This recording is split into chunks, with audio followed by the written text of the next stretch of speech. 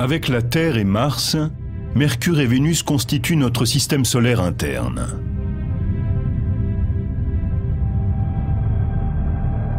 Jupiter, Saturne, Uranus, Neptune. Ces planètes les plus éloignées du Soleil forment le monde gazeux externe du système solaire.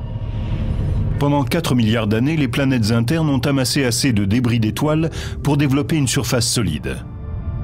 Pourquoi étudier les planètes? Pourquoi étudier l'astronomie aussi? Un jour, peut-être, nous devrons partir au-delà de la planète Terre si nous voulons survivre en tant qu'espèce. Il faut donc que nous sachions ce qu'il y a plus loin et quelle est la nature de l'univers. Nous étudions des mondes aux caractéristiques spécifiques. Mais fondamentalement, les processus physiques et chimiques sont identiques à ceux de la Terre. Des millions de kilomètres nous séparent de nos cousines rocheuses. Mais un petit tour du côté de Mercure et Vénus révèle que notre ADN est le même. On peut aller sur Mercure, sur Vénus, et les considérer comme des mondes avec leur propre histoire. On peut aussi ainsi resituer l'histoire de notre planète dans son contexte. Vénus est la 6e planète de notre système solaire par sa taille. Elle est à 40 millions de kilomètres de la Terre. Sur Vénus, une année dure 225 jours. Et si vous pesez 68 kilos sur Terre, vous en pèseriez 61 sur Vénus.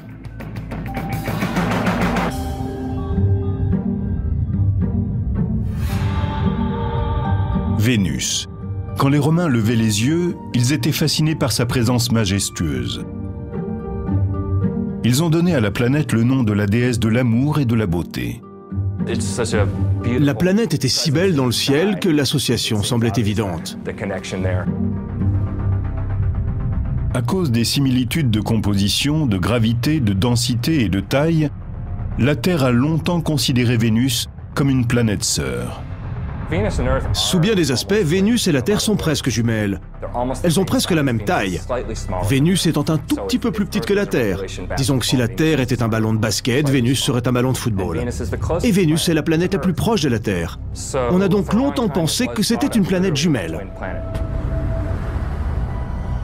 Pendant très longtemps, les scientifiques ont pensé que cette jumelle, comme la Terre, était une planète couverte d'océans, de forêts tropicales luxuriantes, et que son climat pouvait accréditer l'idée qu'une forme de vie intelligente y existait. Avant l'époque spatiale, les gens pensaient que la vie sur Vénus devait être assez semblable à la nôtre. Paradoxalement, quand on a commencé à examiner Vénus de plus près, on s'est aperçu que les conditions étaient très différentes. Vénus est alors apparue moins comme une sœur exotique que comme une jumelle diabolique. Nous sommes en présence de 2 planètes très similaires mais qui ont évolué de manière très différente. Cela pose un problème intéressant quant à la compréhension de l'évolution planétaire. Faisons l'expérience.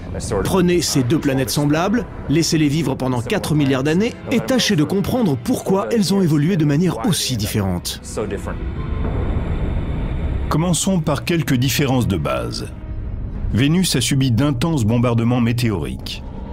L'un des impacts a été si violent que certains scientifiques pensent qu'il a pu inverser la rotation de la planète. Vénus tourne très lentement.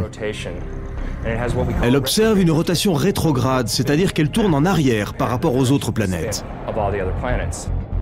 Du fait de cette rotation rétrograde, le Soleil se lève à l'ouest et se couche à l'est. Et les jours vénusiens sont longs. D'un lever du Soleil à l'autre, il ne s'écoule pas moins de 8 mois terrestres. Mais ce ne sont ni le schéma orbital, ni les longues journées qui rendent Vénus si insupportable. C'est en partie son climat détestable. Avec une température au sol de 480 degrés Celsius, Vénus est la planète la plus chaude du système solaire. Celui qui voudrait y faire un tour devrait en repartir bien vite. Ce serait une question de seconde. D'une seule seconde peut-être, et il serait rôti. Si un astronaute se retrouvait sur Vénus sans combinaison spatiale, sa peau commencerait à dorer et il cuirait véritablement comme une dinde dans un four. Cette incroyable vague de chaleur est le fruit d'un processus appelé l'effet de serre. C'est celui-là même qui, sur Terre, tempère le climat et contribue à la vie. Mais en se penchant plus attentivement sur Vénus, on s'aperçoit que cet effet de serre peut être source de vie tout autant que source de mort.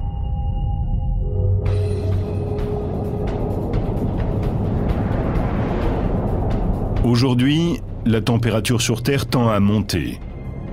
Et les scientifiques en ont peut-être trouvé la cause en étudiant Vénus. Le réchauffement global est dû au développement incessant des gaz à effet de serre. Voilà pourquoi nous avons de plus en plus chaud. Et en observant Vénus, on s'est dit « Ah, mais là, ça se passe pour de bon !» Dans les années 90, après avoir lancé la sonde spatiale Magellan, les observateurs commencent à se tourner vers Vénus pour voir à quel point les choses pourraient se dégrader ici, sur Terre. L'exploration de l'espace nous en a appris beaucoup sur la Terre et sur l'environnement. L'effet de serre et le réchauffement global, dont tout le monde parle en ce moment, ont été découverts grâce à Vénus.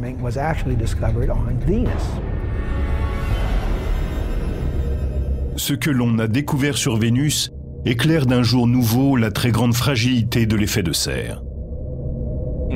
Il n'a pas toujours fait aussi chaud sur Vénus.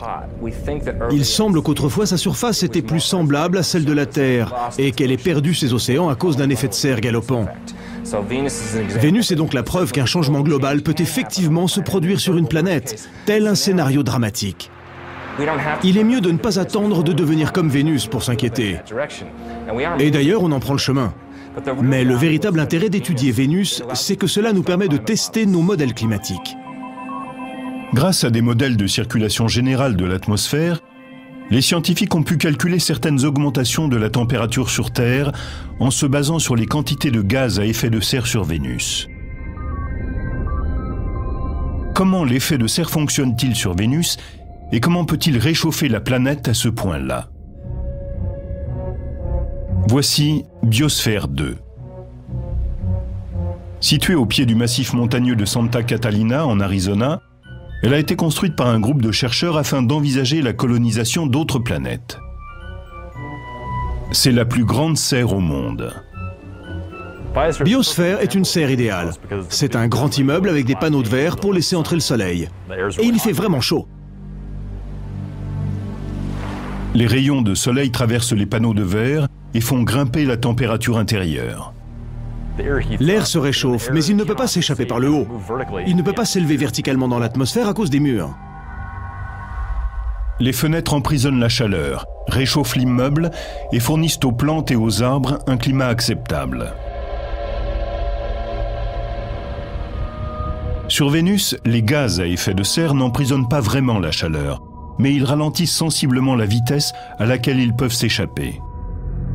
Sur n'importe quelle planète, l'effet de serre décrit une situation où la température du sol augmente à cause de gaz dans l'atmosphère qui emprisonnent la chaleur, tout en laissant passer la lumière du jour. Les mêmes gaz à effet de serre qui nous seraient fatals sur Vénus sont indispensables à la vie sur Terre.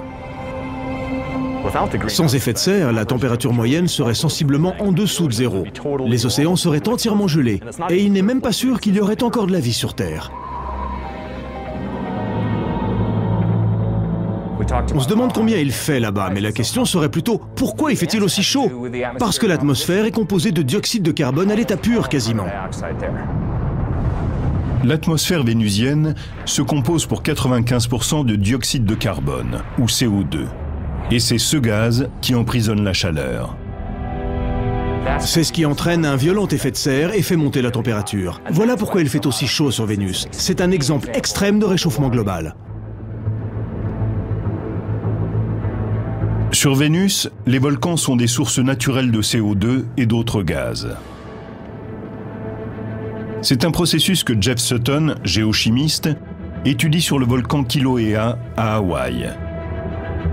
Loin sous terre, des composés atomiques réagissent pour former le CO2 en cas d'activité volcanique. Le gaz naît de la pression issue de la chaleur de la roche en fusion, le magma. Le gaz s'élève et atteint le réservoir magmatique. La pression sur le magma décroît, ce qui a pour effet de permettre aux gaz emprisonnés à très forte pression de s'échapper. La lave vénusienne présente donc vraisemblablement des orifices de ce type par lesquels les gaz peuvent se répandre à l'air libre. Quelque chose comme 8 000 à 30 000 tonnes de dioxyde de carbone sortent tous les jours en bouillonnant des chambres magmatiques. Cela fait 3,5 millions à 5 millions de tonnes par an.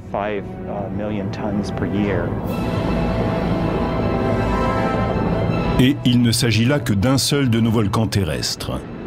Vénus a bien plus de volcans actifs, donc plus de gaz propulsés par la chaleur. Tout ce CO2 s'accumule dans l'atmosphère de Vénus, où il fait de plus en plus chaud.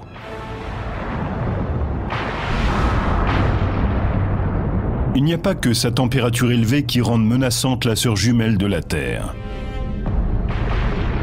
À une cinquantaine de kilomètres au-dessus du sol brûlant de Vénus, la planète subit des ravages, à côté desquels ses 482 degrés Celsius ont des airs de front frais. Des dégâts électriques, au cours desquels des secousses d'une fraction de seconde atteignent les 26 000 degrés. Chaque étincelle de lumière fait 100 millions de volts. Sur Vénus, comme sur Terre, il y a des éclairs quand les charges électriques accumulent suffisamment d'énergie pour produire une étincelle.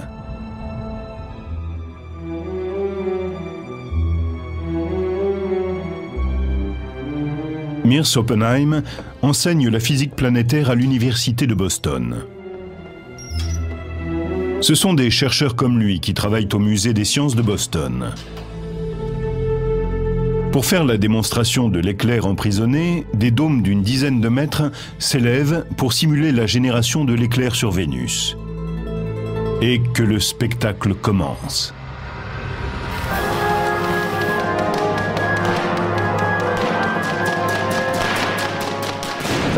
Regardez ça! On est en train de générer tellement de millions de volts sur ces dômes que l'énergie est bien obligée de s'échapper. Cela déchire littéralement les molécules dans l'air.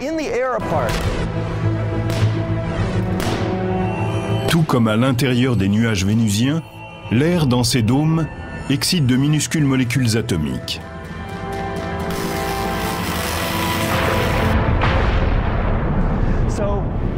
C'est en se reconstituant que les molécules déchirées provoquent cet éclair.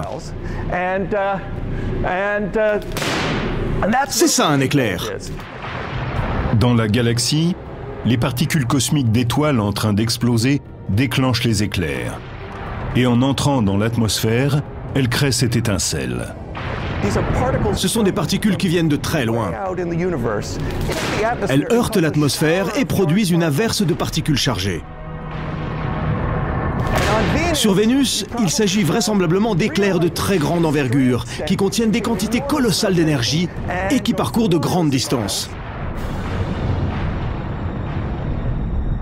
Sur Terre, on enregistre une moyenne de 3,1 milliards d'éclairs par an. Sur Vénus, le nombre d'éclairs touchant le sol est de 0. La pression atmosphérique sur Vénus est 90 fois plus importante que sur Terre, parce que le poids de l'atmosphère créée par les gaz est plus élevé. C'est ce qui empêche les éclairs vénusiens de toucher le sol. Ils restent consignés dans les nuages. Cet air très épais oppose trop de résistance. Les éclairs ne peuvent pas le traverser. Il leur est beaucoup plus facile de sauter d'un nuage à l'autre. En dépit des apparences, les nuages vénusiens n'ont pas grand-chose de commun avec ceux de la Terre. En fait, le principal ingrédient qui entre dans leur composition est assez toxique pour brûler la chair humaine.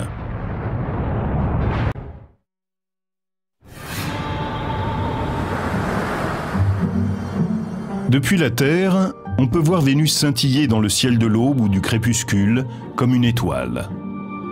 Il est certain qu'elle ne fait pas tapisserie. Et si elle brille autant dans notre ciel, ce n'est pas seulement parce qu'elle est la planète la plus proche de nous, c'est parce qu'elle est la plus réfléchissante. En effet, Vénus est entièrement couverte de nuages réfléchissants et brillants.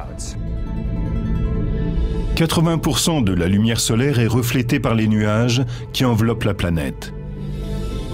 Pourtant, même dans les nuages, Vénus montre son mauvais caractère. On sait que les nuages de Vénus se composent d'acide sulfurique, analogue à celui d'une batterie de voiture. Cet acide sulfurique provient du dioxyde de soufre expulsé par les volcans.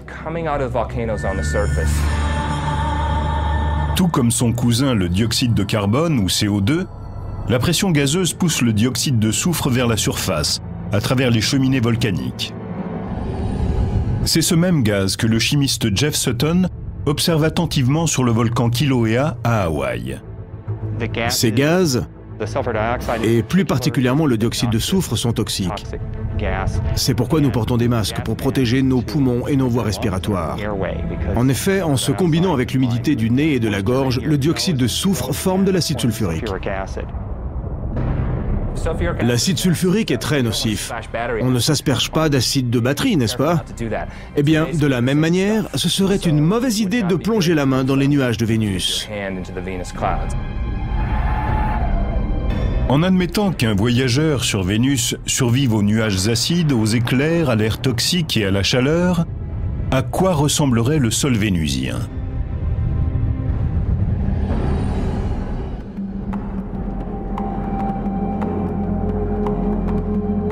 Le volcanologue Jeff Burns, de l'Institut de surveillance géologique des États-Unis, arpente le globe pour tenter de comprendre ce qui anime l'activité volcanique des planètes intérieures. Pour imaginer la surface de Vénus, Burns pense aux champs de lave désertique du Kilauea sur la grande île d'Hawaï.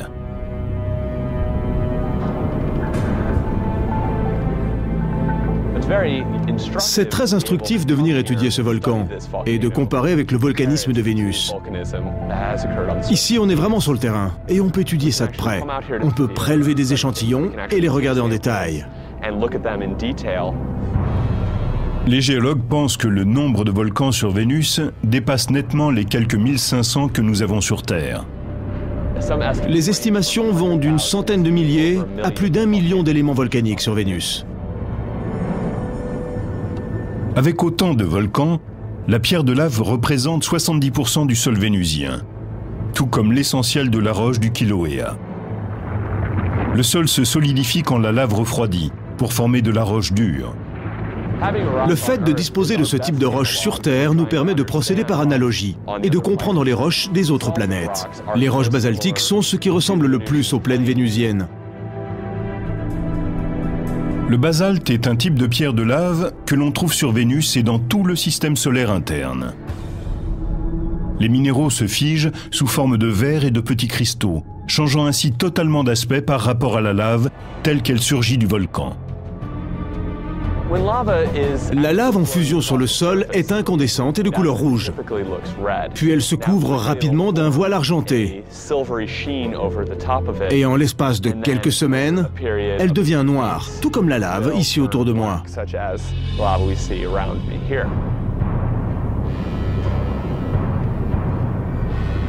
À 8000 mètres d'altitude, le Maat Mons est le plus grand volcan de Vénus. Il a laissé dans son sillage d'immenses coulées de lave, tout comme le Kilauea. Quand on observe cette disposition, on voit des levées de matière des deux côtés, ainsi que des structures internes. C'est peut-être comparable à la formation des vastes canaux qui se sont creusés à la surface de Vénus. À une échelle beaucoup plus grande, cela dit. Et ils ont créé des champs infinis de canaux dans le paysage vénusien. D'une largeur et d'une profondeur constantes, les canaux sont nettement plus longs sur Vénus qu'à Hawaï, du fait des conditions environnementales de la planète. La densité de l'atmosphère et les températures élevées empêchent le magma de refroidir pour former de la roche. Et comme il n'y a ni vent ni pluie pour refroidir le magma, la lave peut user le sol durant des mois après une éruption avant de se solidifier.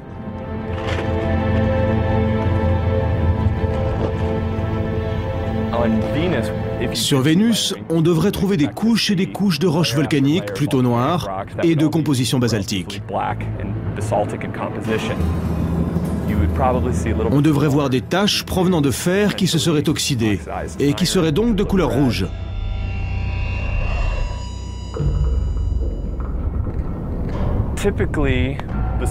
D'ordinaire, les coulées de lave basaltique sont coupantes comme du verre et l'on risque de se blesser en le manipulant. Elles deviennent vitreuses en refroidissant.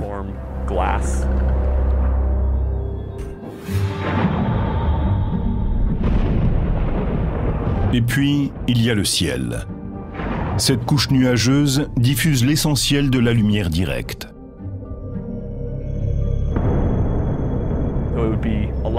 Sur Vénus, les jours doivent être beaucoup moins clairs qu'ici sur Terre. En particulier parce que la lumière est très uniformément répartie. Il ne doit pas y avoir beaucoup d'ombre. La surface est éclairée de façon assez égale. À cela s'ajoute la composition de l'atmosphère, qui fait que tout doit avoir une teinte orangée.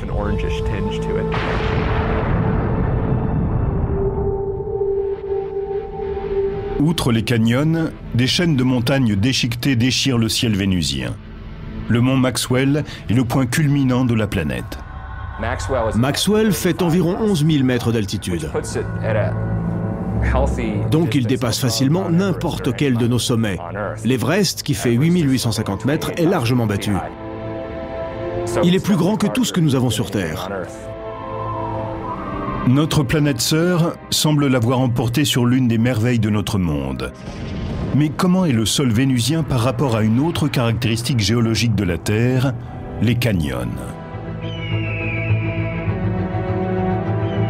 Le Grand Canyon, que la rivière du Colorado a creusé au fil de 250 millions d'années.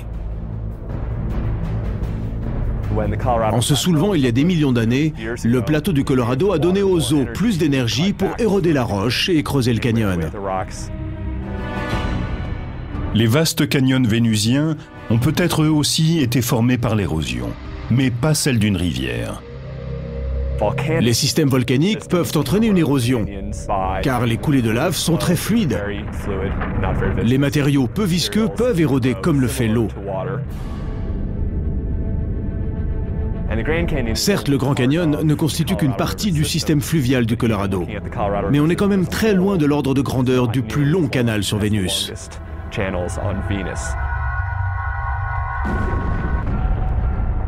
Si les Romains avaient connu ces volcans, ces nuages acides, ces éclairs, son air irrespirable et ses températures insupportables, peut-être auraient-ils choisi pour nommer notre planète jumelle une autre déesse que celle de la beauté et de l'amour.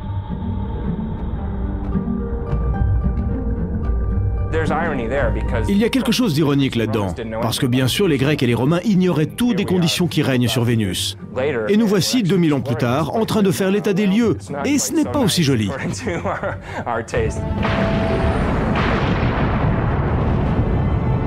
Mais les dangers qui hantent Terre ne sont rien comparés à la violence de Mercure.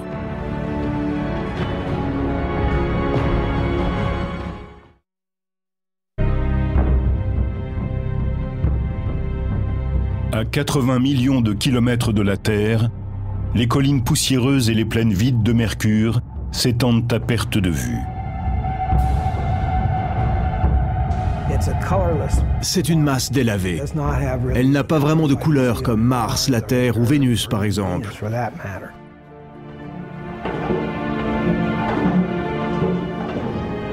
Le docteur Robert Strom, du laboratoire de l'Université d'Arizona, fait autorité en matière de géologie planétaire depuis plus de 35 ans.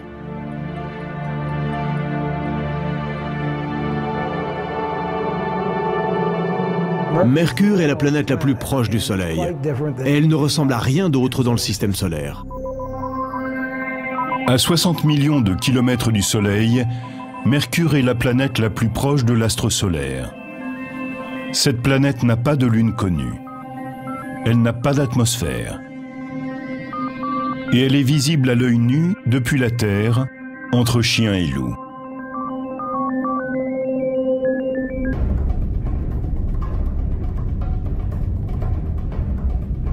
Avec un diamètre de 60% plus petit que celui de la Terre, Mercure est la planète la plus menue du système solaire.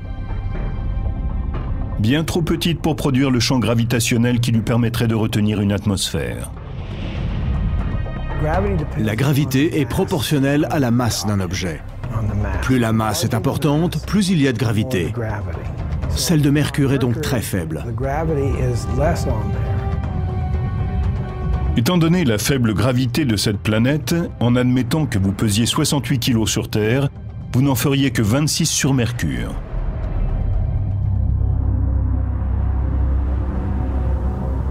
La taille d'une planète est importante quand il s'agit de la chaleur interne nécessaire au maintien de l'activité géologique. Les courants de convection interne à l'origine de la géologie s'arrêtent. D'une manière générale, la planète se fige et il n'y a plus moyen de maintenir cette activité géologique. C'est ce qui s'est produit sur Mercure il y a bien longtemps, sans doute alors qu'elle avait moins d'1 milliard d'années. Il est bien loin le temps où Mercure était capable de générer des tremblements volcaniques et tectoniques. Mercure est-elle une planète morte? Cela dépend de ce qu'on entend par mort. A-t-elle une activité interne? Probablement pas. Elle est sans doute totalement inactive. Au fond, c'est une planète morte, et ce depuis 4 milliards d'années environ. Pour une planète pratiquement morte, Mercure est encore assez agité. Les Romains lui avaient donné le nom de leur messager au pied léger. Mercure fait le tour du Soleil en 88 jours, ce qui en fait la plus rapide de toutes les planètes. Mais pour tourner sur son axe, elle détient le record de lenteur.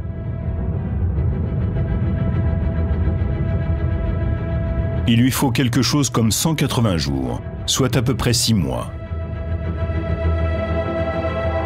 La force gravitationnelle du Soleil crée une friction de marée au sein de Mercure, entraînant une dissipation de sa vitesse lorsque la planète tourne sur son axe.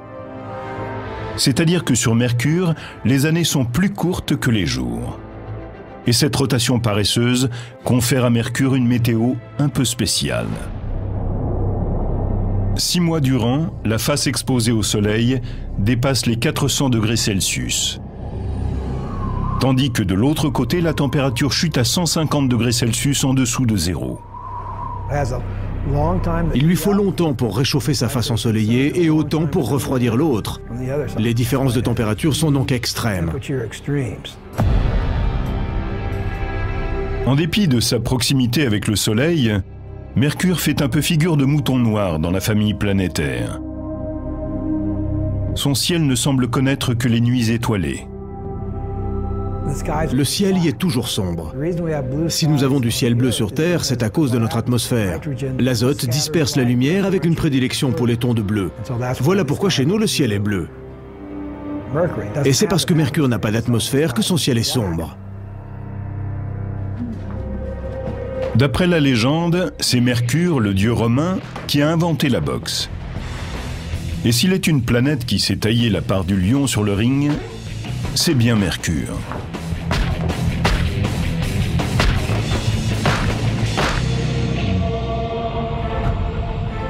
Comme elle n'a pas d'atmosphère pour la protéger, des millions de météores et d'astéroïdes ont explosé à sa surface.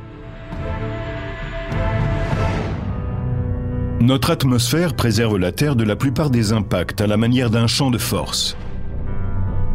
Quand un petit objet se précipite sur elle, généralement 10 fois plus vite qu'une balle de revolver, la collision avec les molécules d'air le transforme en gaz. La Terre est protégée des petits impacts par cette chose extraordinaire que nous appelons l'atmosphère. Quant aux objets plus petits encore, ces forces les auront complètement détruits bien avant qu'ils ne touchent la surface géologique de notre planète.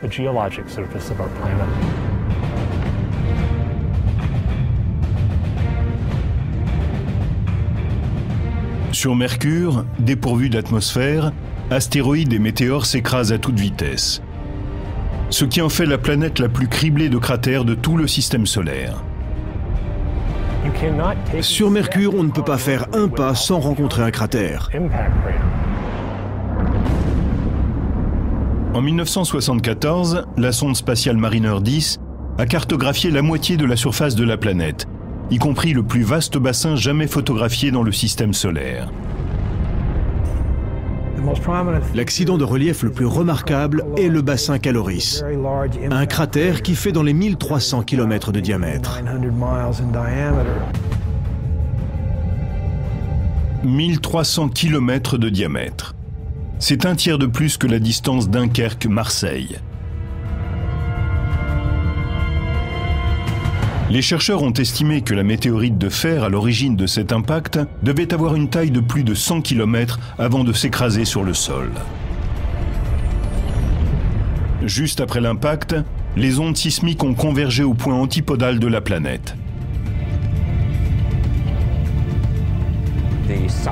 Les ondes sismiques, les ondes de choc de cet objet, se sont propagées pour se retrouver de l'autre côté de la planète, déchirant littéralement la surface. Les turbulences sismiques ont chamboulé la croûte et déformé le terrain, générant des formations rocheuses étonnantes. C'est un terrain chaotique. C'est vraiment le terme pour désigner cet espace. Si vous regardez, c'est vraiment le chaos. Tout est sans dessus-dessous. C'est vallonné d'une façon qui n'a rien à voir avec une activité géologique normale. Tout y reflète la brutalité. On dirait que quelqu'un a littéralement soulevé la surface pour la fracasser au sol. Les cratères se sont soudain transformés en des sortes de collines de 10 km de large sur 2 de haut. En fait, le sol a dû s'élever sur une hauteur d'1 à 2 km en l'espace de quelques secondes. Ça a dû être épouvantable. Les scientifiques n'ont aucun moyen de savoir à quel moment s'est produit l'impact de Caloris. Mais une chose est sûre, si un astéroïde de cette taille s'écrasait sur Terre, le choc serait catastrophique. Il anéantirait l'humanité.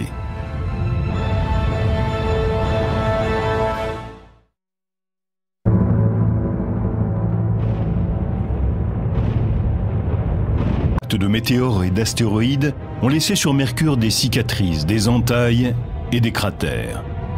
Aujourd'hui, la planète n'est plus qu'une carcasse. Tout comme celle de Mercure, la surface de la Terre est vulnérable au bombardement. Le météore cratère en Arizona est l'un de nos cratères les mieux préservés et les plus mercuriens. Ce bassin désertique a permis aux géologues de mieux comprendre ce qui se passe quand un météore frappe la surface de Mercure. Lors d'un impact, l'énergie de l'onde de choc déchire la surface et soulève des tonnes de roches pour former le cratère. Cette coulée de roches a creusé cette cavité en forme de cuvette et déposé des débris dans le paysage à des kilomètres à la ronde. La même énergie a balayé les parois du cratère. C'est ce qui a fait que ces couches de roches horizontales derrière moi se sont soulevées. Sous l'effet du choc, la roche ne s'est pas montrée friable comme on pourrait s'y attendre, mais plutôt comme du caramel mou.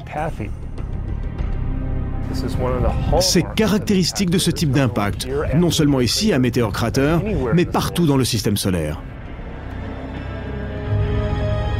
Imaginez un peu que l'énorme objet qui a créé le bassin de Caloris sur Mercure s'écrase sur le site de Meteor Crater. Il y aurait une explosion massive, avec des éclats de matériaux fondus qui voleraient autour de la Terre comme des engins balistiques, puis rentreraient dans l'atmosphère terrestre en créant des averses massives de météores. Sur une douzaine de kilomètres, l'onde de choc déchirerait le sol et provoquerait des tsunamis accompagnés de vagues de 600 mètres de haut.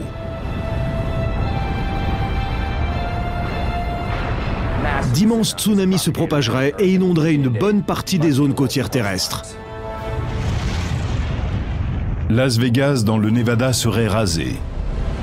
Des villes comme Salt Lake City dans l'Utah, San Francisco en Californie et Los Angeles disparaîtraient en une fraction de seconde. Les ondes de choc se propageraient à travers la Terre sur des milliers de kilomètres à partir du site de la collision.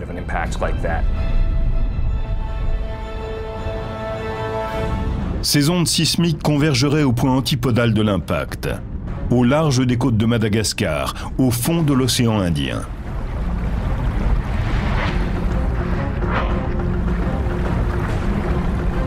Soudain, une chaîne de montagnes surgirait du fond de l'océan, créant ce terrain mercurien chaotique. Un objet d'une taille pareille provoquerait sans doute un énorme tremblement de terre sur le globe tout entier. Météor Crater ne serait plus qu'une piqûre d'épingle dans le sol, comparée à la plaie ouverte que laisserait un impact du type de celui de Caloris. Ce vide engloutirait un quart des États-Unis. Un objet de cette taille éliminerait une bonne partie de la côte ouest des États-Unis s'il tombait en Arizona. En un instant, il transformerait entièrement la côte.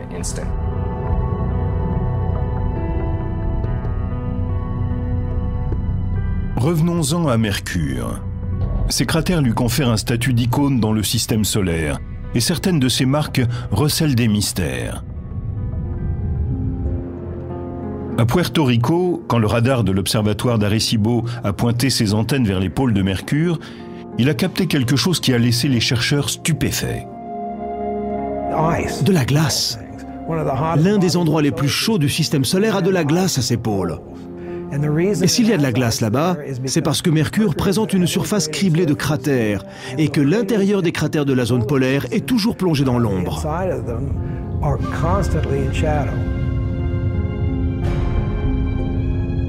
Comme Mercure est vertical par rapport au plan de son orbite, le fond de certains cratères ne reçoit jamais ni la lumière ni la chaleur du Soleil. Mais le fait qu'il n'y ait pas de source d'eau apparente sur la planète soulève une question. Comment cette glace est-elle arrivée là?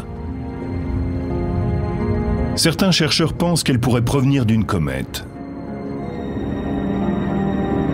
Composées de roches, de poussière, de gaz et de glace, les comètes viennent des confins du système solaire, où les températures sont nettement plus basses. Cette glace se trouverait-elle au fond de cratères qui sont en permanence à l'ombre, à moins qu'il ne s'agisse de glace recouverte d'une couche de poussière qui la protégerait des rayons du soleil? On ne sait pas. Outre les collisions de comètes, il existe un autre type de cratère sur la planète, et ceux-ci n'ont pas été formés par quoi que ce soit venant du ciel. En fait, une force de la nature a créé ces trous à partir du noyau de la planète.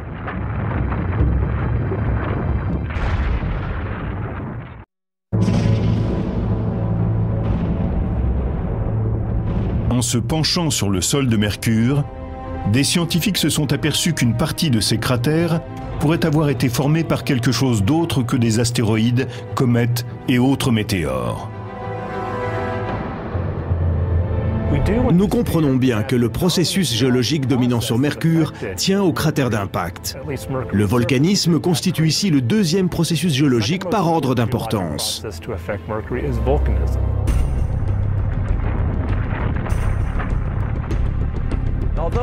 Bien que nous n'ayons pas de preuve absolue de la présence de volcans sur Mercure, nous pensons qu'il a dû y avoir des éruptions volcaniques dans le passé.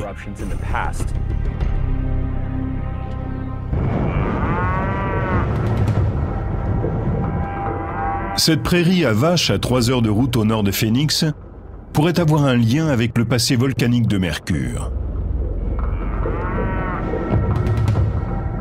Ces collines cratérisées sont des volcans éteints, à cône de cendres. Et les géologues pensent qu'il pourrait y avoir des volcans semblables sur Mercure. Voici un cône de cendres. Derrière moi, vous pouvez voir un très vaste cratère, caractéristique des cônes de cendres. Ces volcans présentent effectivement des différences par rapport aux cônes de cendres de Mercure. La gravité sur Mercure étant moindre, on pourrait s'attendre à ce que les cônes de cendres y soient nettement plus larges et plus plats. Les volcans entrent en éruption quand la pression que le magma exerce depuis l'intérieur est plus forte que la roche qui le contient. La pression augmente pour deux raisons, trop de magma et trop de gaz. Et dans un volcan, quand la pression augmente, il lui faut un exutoire.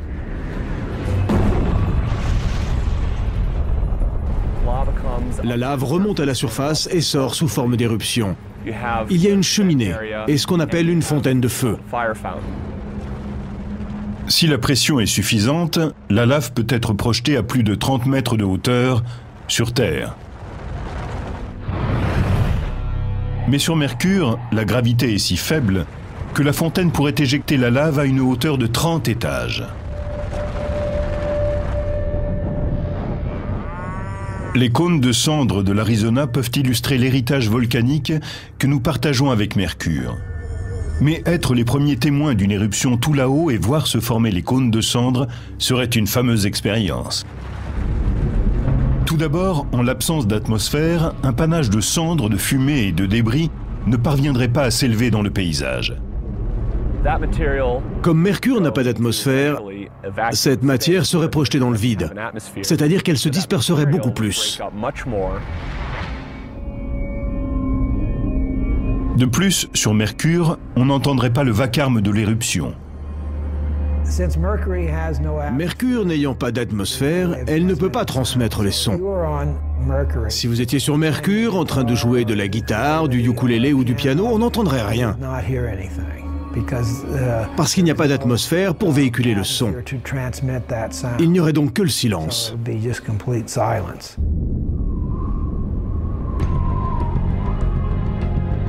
En 1974, Mariner 10 ne cartographie que 45% de la surface de Mercure lors d'une mission de survol.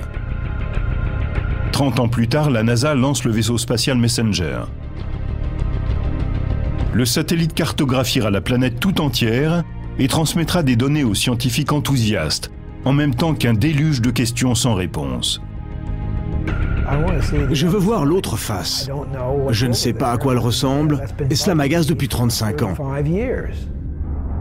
Est-ce qu'elle ressemble à la face que nous avons vue, ou bien est-ce quelque chose d'inattendu, de différent?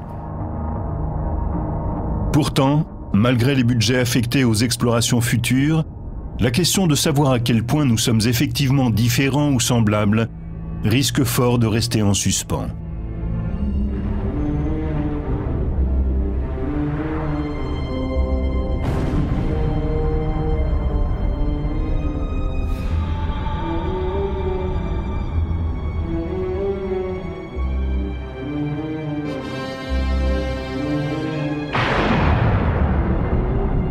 L'univers est quelque chose de tellement vaste. Et nous sommes assis là sur notre confetti. Mais nous ne sommes pas isolés.